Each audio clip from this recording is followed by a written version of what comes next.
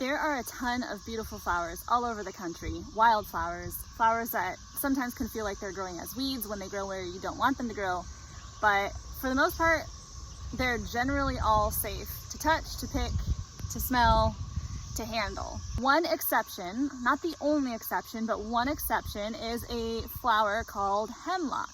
And some of you may know it by its name, poison hemlock. It's incredibly toxic, and many people and animals have died from handling it or ingesting it. I've even read online that people can die from eating an animal that ate this plant. Now, whether or not that's true, I don't know, but I do know that other plants are also affected by it if they grow in the same area. So if it's growing in an area that you have your food, like your vegetable garden, and you're eating from that area, it could cause you ill health effects. I have some inside of my orchard, and I definitely need to pick it out by its root, take it away so my kids don't touch it. It looks a lot like Queen Anne's lace. The only way you can tell the difference, the flower umbrels do look different at times. Queen Anne's lace looks a little bit more rounded, and the poison hemlock has more of like an umbrella shape. The flowers aren't as densely packed together. They're a little bit more sparse and spread apart, but they do look almost identical. So what you think might be wild carrot or Queen Anne's lace could actually be poison hemlock. The leaves look pretty much identical. The one main difference in these two flowers, Queen Anne's lace is going to have little hairs that go up and down the stalk. Now, part of the reason why poison hemlock is so dangerous to children is because not only if the oils get in your skin absorbs it, they have smaller bodies, they can get sick really quickly and easily, but also the stalk is supposed to be hollow. And so children have died from drinking water using the stalk as a straw.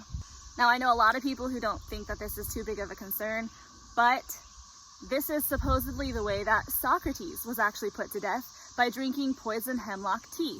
From what I understand, it's been used in Grecian executions. So, I mean, it doesn't sound like something that I'm willing to mess with. So if you see this flower, definitely try to get rid of it. And so that's what we're gonna be doing today. You wanna put gloves on, protect your skin, and get the flower by the root. You have to be very, very careful that the oils do not touch your skin. People have gotten very sick just from weeding their garden without gloves and getting the oils on their skin, so be careful of that. And you can see that this one does not have the hairs all up and down its stalk.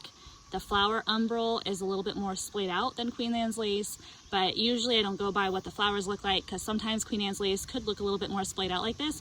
Typically what I do is go by the saying, the queen's legs are hairy. I was just on my way to take this hemlock to the compost pile, and I came across this here. This actually looks more like Queen Anne's lace. You can see how similar these two look to one another.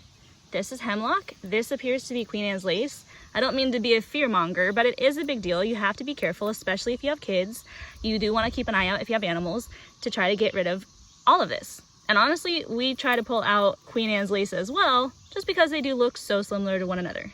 Now, you could have Queen Anne's lace growing right next to hemlock. That's a possibility too. So you do want to look out for that. If you think that you see Queen Anne's lace and you think it's okay to pick the flowers, you really should be checking every single stalk of the flowers that you pick.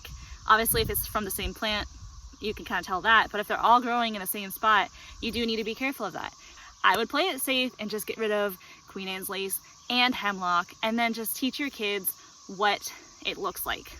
So I found another one, and you can see, look at that root. Looks like a little carrot. Looks like a teeny tiny sad carrot. One that I thought a long time ago I thought was the same thing is ragweed. Ragweed is not the same. They do look kind of similar. There are differences, so just know the differences between the two. Look out for hemlock and keep on homesteading.